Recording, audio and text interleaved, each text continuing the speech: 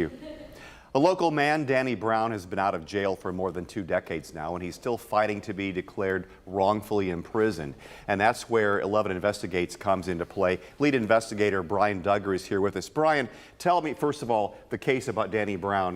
What was he accused of, and he was convicted, and how long was he in prison? Yeah, so Bobby Russell, she was a 28-year-old woman living in Birmingham Terrace back in December of 1981. She had twins and also a 6-year-old son. And at some point in December, she was brutally raped and murdered. I mean, like string from the Christmas tree she was strangled with. And the 6-year-old son actually told police that, Danny did this to mommy, because they had gone out on a few dates. And at that point, Danny became the main suspect, and he was convicted later in 1982. And sentenced to life in prison. So then he was finally released. What happened there?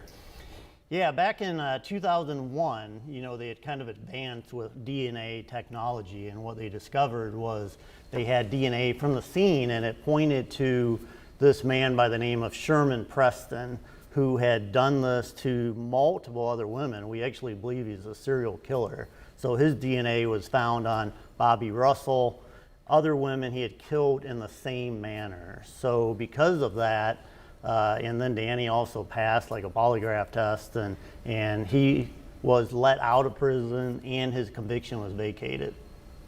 So is Brown still a suspect in this case? Okay, I would think with today's technology, if you go back 20, 30 years and go to this case, the DNA for the rape should be conclusive. Yeah, and that's the thing, right? I mean, it's very conclusive that Sherman Preston did the rape.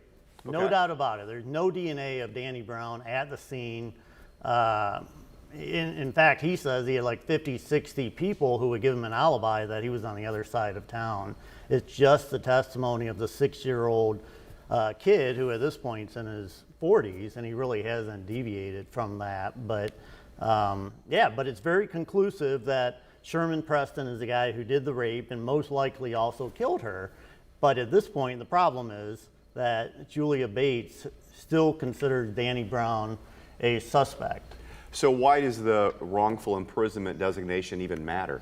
Yeah, wrongful imprisonment matters because then Danny could get compensation. Okay. If it's wrong, he deserves that. Oh, absolutely. And here's the thing about Lucas County, this never happened.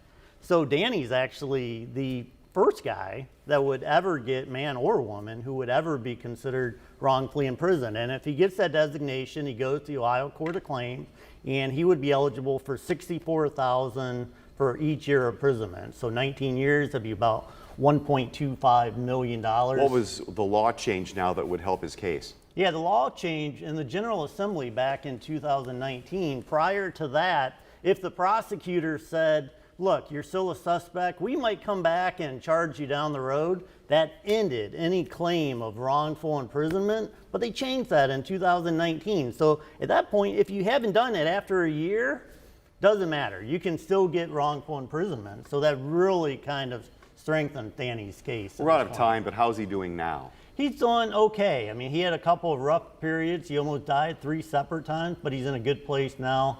Spirituality has helped him, and he wants to help other people in a similar position. Brian, thank you. All right.